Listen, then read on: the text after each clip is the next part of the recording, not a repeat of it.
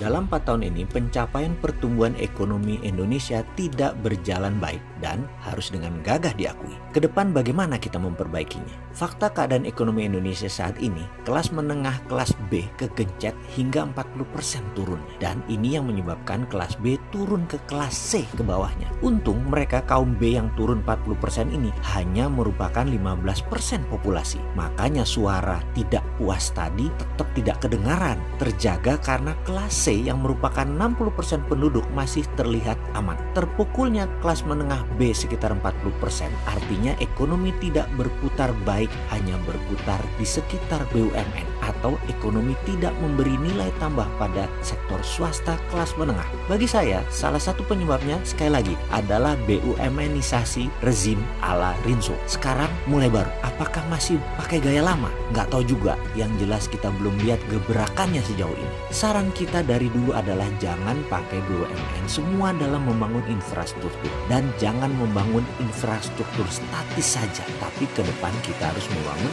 infrastruktur dinamis, yaitu industri. Infrastruktur statis bisa bikin arus kas tidak berputar, dan sekarang sudah terbukti kas banyak kering. Sungguh, kita ingin sekali membantu negara ini berdiri tanpa uang Cina, tanpa teknologi Cina, dan tanpa labor Cina. Tapi kita ini bisa apa? Ya sudah, kita pakai cara lain. Mengingatkannya pakai video. Bener deh, kita tidak akan lelah memberi solusi ke negara kita ini. Apa yang kita ingin sarankan? Kita ingin negara mulai menjadi negara produsen penghasil sesuatu. Bener deh, kalau kita ingin meningkatkan produktivitas, maka lakukan sesuatu yang belum pernah dilakukan. Kalau kita melakukan hal yang sama, walau lebih baik, lebih efisien, namun incremental value, nilai kenaikannya tidak mungkin bisa lebih tinggi, hanya sedikit. Apalagi yang memikirkannya atau yang melakukannya ya orang itu juga, atau dia lagi, tidak akan bisa. Wes talah, dikandani ra percaya, ganti fresh leg. Apa itu fresh leg? Klub bola misalnya Manchester United,